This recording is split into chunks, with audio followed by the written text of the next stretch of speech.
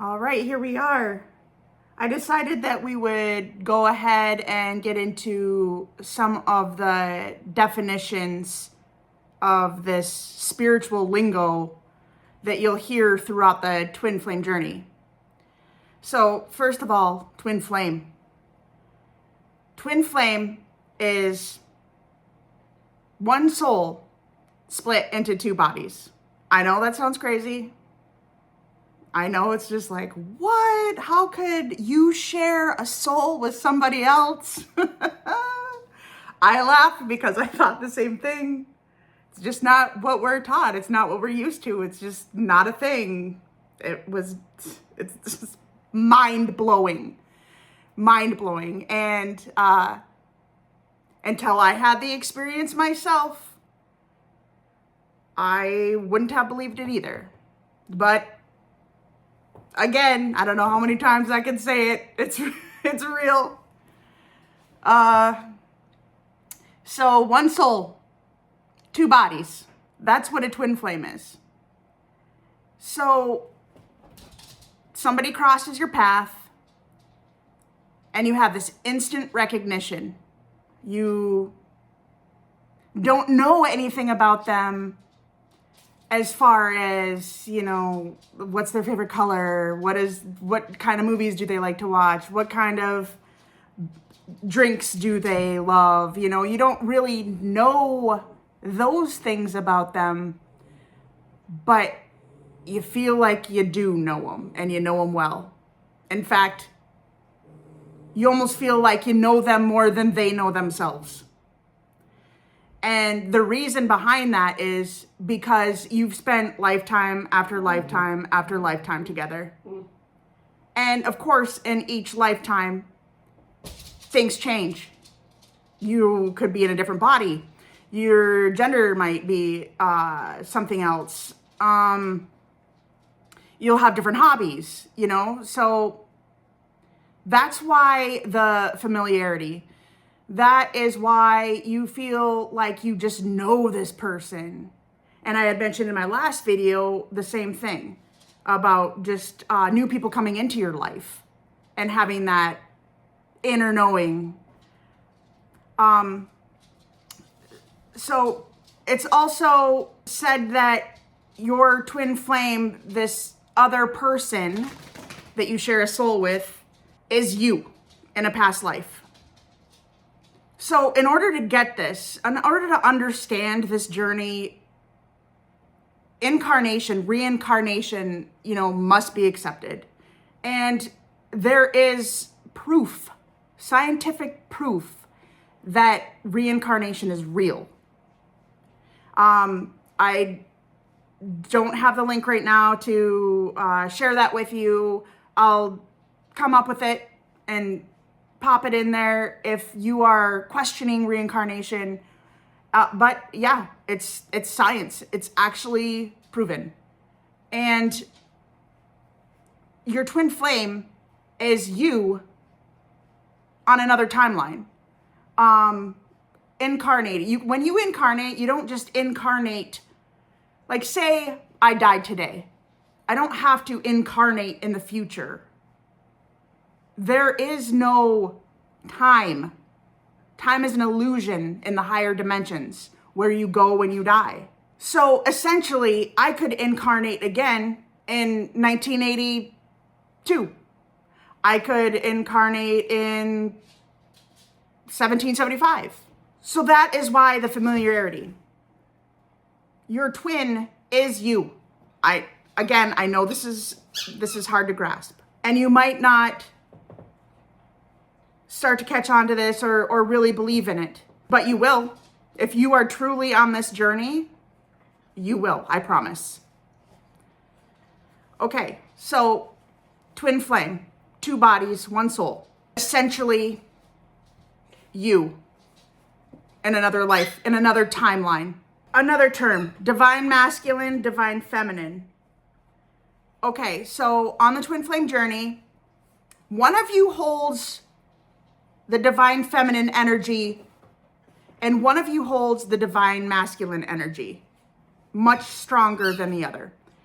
And this has nothing to do with gender or how you identify in this lifetime, in this world. On the twin flame journey, the divine feminine could be male and vice versa, or female, female, male, male. So don't get hung up on, well, you know, I'm female, but I have kind of more masculine energy around me, so I feel like I would be the divine masculine. So that's not the case. You'll discover whether or not you're the divine masculine or the divine feminine in your journey, and how to really understand that right now is probably if you're watching this video and you've had a spiritual awakening, you're more than likely the divine feminine. The divine feminine always has their spiritual awakening before the divine masculine. And the divine feminine, again, regardless of how you identify, the divine feminine is the quote unquote leader of this twin flame journey. The divine masculine is also known as the runner in this connection. And I don't mean like runner as in like physically running away. I mean, they can, and I've heard they have, but the runner, the divine masculine, is the other twin flame that feels this connection intensely, and it scares them. They run. They don't want to pursue this connection. You may have this time where you meet each other, you hang out for a bit, you have this amazing, I don't know, it's usually about 6 to 8 weeks long, kind of a, how do you explain this? Like heaven on earth. You finally meet somebody that can really see you, that really knows you. And you can't explain why, and you can't explain how. And you just, instant love, unconditional. And this, like I said, 6, 8 weeks long, and then it becomes too much. It becomes too much for the divine masculine, and they run. They either block you, they tell you that they can no longer be emotionally involved with you. They may still want to be friends, quote unquote, but you really can't, they're not up to speaking anything about anything deeper than that. Friendship. They will friend zone you. They could like straight up move away. So the divine masculine is the runner in this scenario, and the divine feminine is usually the chaser in this scenario. Now, I don't know if this is the case all the time, but from what I've researched and from what I heard, a majority of the time, the divine masculine is the runner and the divine feminine is a chaser. And what I mean by the chaser is this person feels the connection deeply, doesn't want to let this connection go. They are having a hard time understanding why the other person is leaving or is running or is blocking them or is friend zoning them. And they just do everything they can to hold on to this connection, this relationship. But to no avail, they will not be successful. And the whole reasoning behind this is much more than the divine feminine, the divine masculine believing that this is too intense and they're pulling away. This has everything to do with something higher than both of you.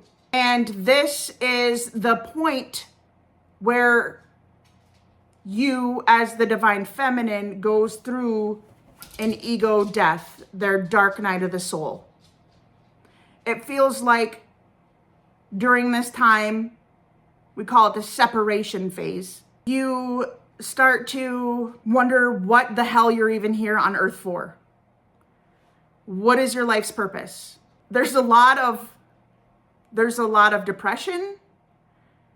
There could be substance abuse. There is a lot of sadness, just overthinking about what it is that you may have done to scare them away. There's a lot of daydreaming about what life could be like if you didn't push them. And believe me, you did not push them. This is all part of the journey that is the very most important part. And it's really difficult to make this about something spiritual versus something logical, something that your mind could wrap yourself around. Like saying it's because the divine masculine couldn't handle the connection because it was too deep, it was too profound. It's easier to say it's because you, as the divine feminine, scared them away because you were too much for them or something. That's way easier than thinking or believing that God or the universe orchestrated this whole separation event. But once you go through the dark night of the soul, you go through this ego death. And ego death is when your identity or old beliefs start to crumble. It's painful but necessary to discover who you are beyond labels. And something magical happens here. This is where you start to, like I said in the first video, shed your ego. You start to, and when I say ego, I don't mean like you're walking around like a, peacock, just thinking that you're God's gift to everybody and you're so full of yourself and things like that. That's not what I mean about ego. Ego is how you constructed your life to survive in this world. And what you need to do, or what happens, not what you need to do, what happens to you during this dark night of the soul, this ego death stage, is the breakdown before the breakthrough. It feels like losing everything, but it leads to your true self.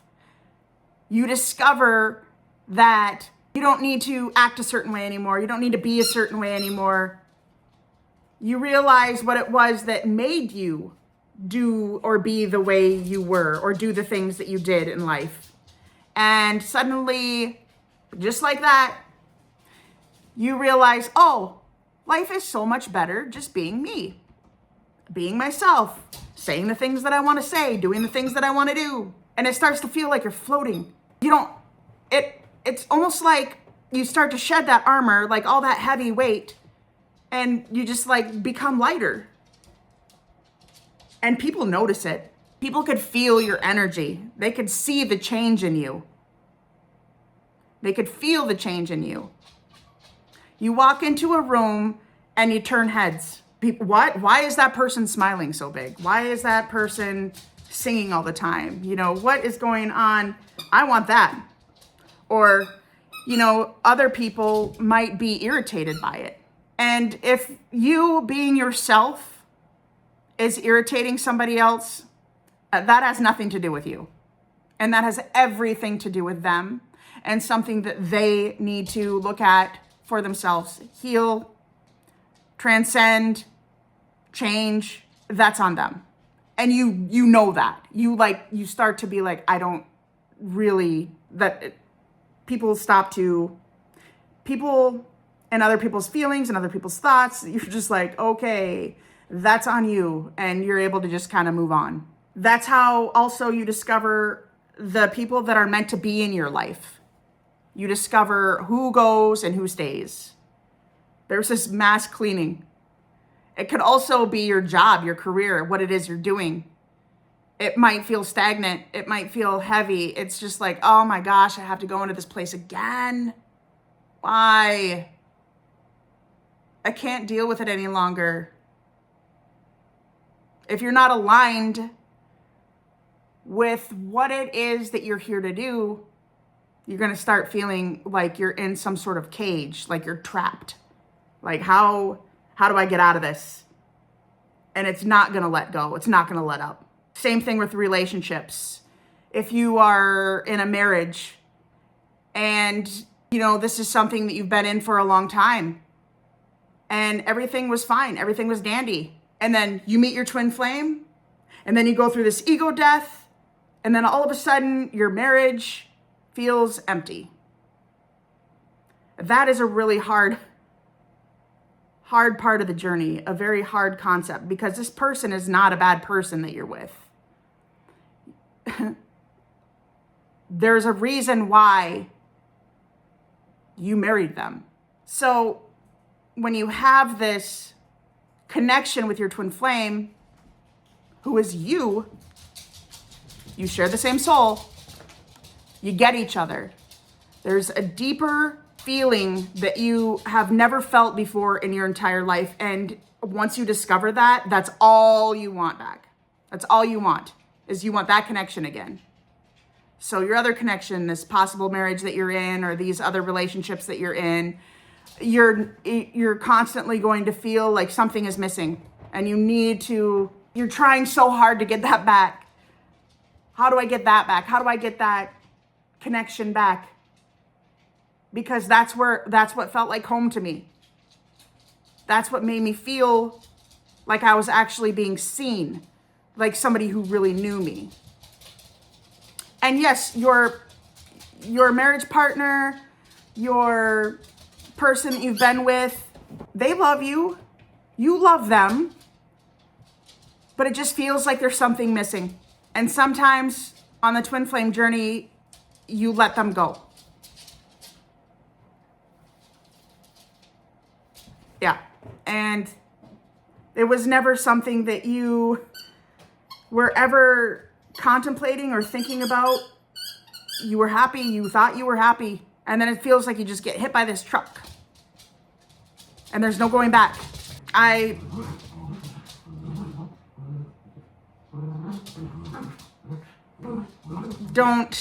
don't know. Obviously, I got into a little emotional stage right with that. I just kind of had a loss for words. Okay, so let's move on. I think we have covered the twin flame and who the divine masculine is, who the divine feminine is, the runner and the chaser. And we're going to leave that there for now. And we'll come back and look at some more spiritual lingo on this journey. I'll see you in the next video.